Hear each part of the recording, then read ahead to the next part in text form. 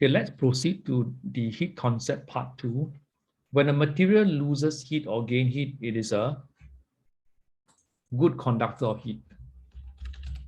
Okay, it will gain heat or lose it fast. Conversely, when a material loses or gains heat slower, it is a poor conductor of heat. So these are basic concepts. Okay, so depending on the situation, sometimes we need a good conductor of heat, sometimes we need a poor conductor of heat. So in the previous example, as you can see here, right? So in this instance, of course, I want to drink a bowl of hot soup. So I must choose a material which is a poor conductor of heat so that the soup that I put inside will remain hot as long as possible. So in this instance here, we choose this bowl B, which is a porous conductor of heat as indicated. However, there'll be some situation, for example, they say somebody want to drink a cup of hot coffee and they want the cup of hot coffee to be cooled down the fastest time. Then in that situation, we will choose a good conductor of heat. That's why this one is very important. You must understand the situation. So here we have ice cubes. They are placed in 4 containers made of different materials. So you indicate this, annotate, but of equal thickness. And this is the time taken for the ice to melt. So the highest bar means take the longest time. So based on the graph provided, which material is least suitable, okay, for making containers for keeping food warm? Okay, so now they ask you the opposite. So they say which material is least suitable? Okay, least suitable, that means you must choose something that cannot keep the food warm. So which one? Which material is time taken to melt the ice, right? So I want is to be this one, right? Z, because Z is the shortest. That means it's a good conductor of heat. Okay, so which material? So it's material Z. Okay, state a property of this material which make it least suitable. So they're asking you why this property is not suitable for making container to keep the food warm. So because it is a good conductor of heat. So this is a property, good conductor of heat. Okay. So continue here. This is a continuation. So the experiment above using similar containers. So based on the result, which container is a better conductor of heat? Okay, better conductor. So better conductor, if you refer to the concept here, right? That means it gain heat or lose heat faster. And this is clearly shown in the graph. Can you see container Q? Okay, how to interpret that? Because you can see the gradient or the steepness of the slope. So container Q increase is, can you see this slope is steeper than the other one? And also as it decreases, right, this slope is also steeper than the other one. So which container is a better conductor of heat? So it's container Q. Okay. Then you explain the answer.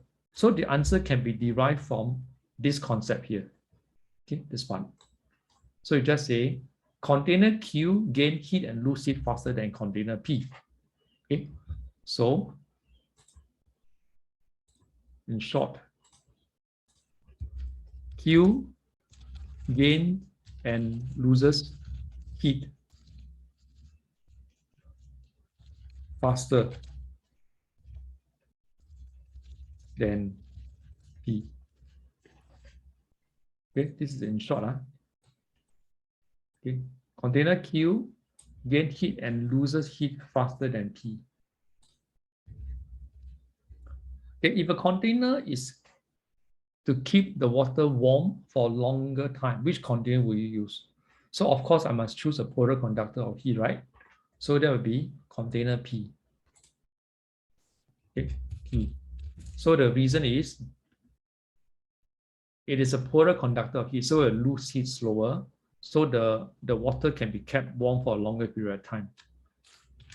It is a polar conductor of heat than Q. So the warm water. The warm water will lose heat slower.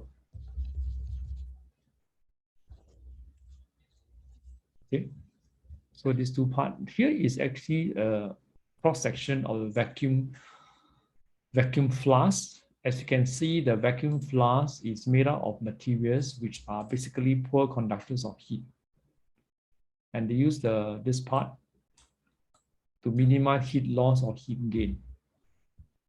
Okay, so once again, for students who need extra help, you can contact One Academy for more training in answering section B. Okay, let's proceed to this next question. Okay, this question is actually quite easy. You're supposed to label the graph. So this one, you just put inside time in minute, this one. And the other one is the temperature of water in degrees Celsius here. So you just fill out the answers in the boxes. Okay, which material is more suitable to made into container for keeping food warm? So of course, I must choose a polar conductor of heat. So from here, can you see the two lines? The material G, right? This slope take a longer time to lose heat. So material G. Okay, material G. So explain your answer. So similarly, you say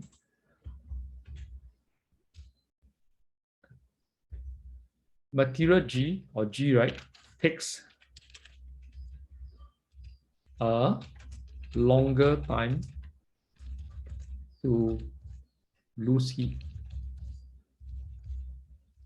Therefore, the food will lose heat slower.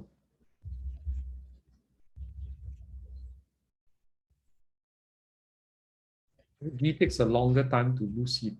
Therefore, the food will lose heat slower to the container, to container G.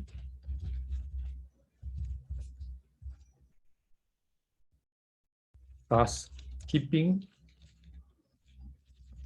the food warm longer. Okay. So once again, this is extracted from an assessment book. Okay, quite interestingly, I want you to see this graph. So you can see material A, right? Initially is 60 degrees Celsius and B is 30. So if you are placed together after some time, the 60 will drop to 45, the 30 will increase to 45. So if you see this graph, this is a final temperature of both substances. Okay, so they will reach a in-between temperature. Okay, so once again, you can contact us for additional help in answering your section B questions. As you know, P4 science, this is an important heat transfer questions. So far, I've covered these questions is related in P4. So P4, the topic of heat is very important. As you can see, these are actually PSLE questions extracted from the P4 science content, as well as this question, heat questions, this question, and also this question, and as well as this question, the polar bear, all these questions.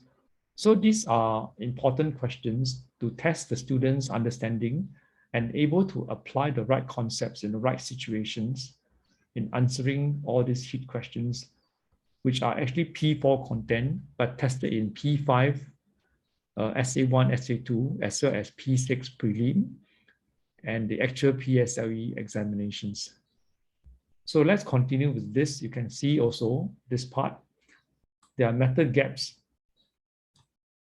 So we can deduce that the kettle A, okay, reaches 100 degrees faster than kettle B because of this method gap.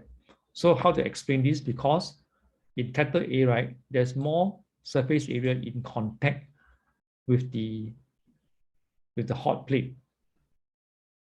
Okay, so this question, they ask you, the heat supplied to both plates in figure P, which is here, okay, in figure P, is the same. Based on figure P, explain why water in cathode A was heated up faster than the water in cathode B. So you continue to do these questions. I'll come back to discuss the solution with you. Okay, let us continue examining these questions. So you can see it in cathode A, right? Cathode A gain heat faster. So you're supposed to explain, and this is the explanation as mentioned here. So cathode A has more surface area in contact with the heating plate. The heating plate is the heating element below the cathode, than cathode B, allowing cathode A to gain heat faster, okay? Allowing cathode A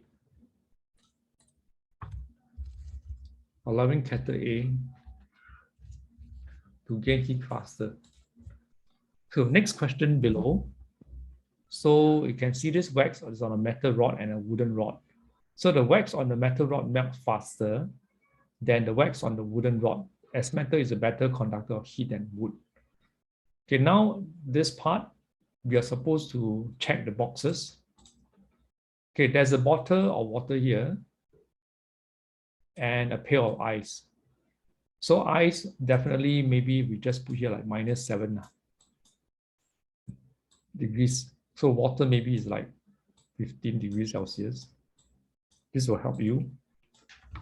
There's some generic number. So the water gain heat from the ice, false. Because actually lose heat, right? The water in the bottle lost heat to the ice, true. The temperature of the water in the bottle decreased, true. The ice gain heat from the water and the bottle, yes. Because one will lose heat, the other will gain heat. So the ice gain heat, that means that the ice will melt. Okay. So let's continue the next questions. Before that, I will just pause this as the recording is getting longer. So once again, for those who need help, do contact One Academy to enhance your answering skills in section B.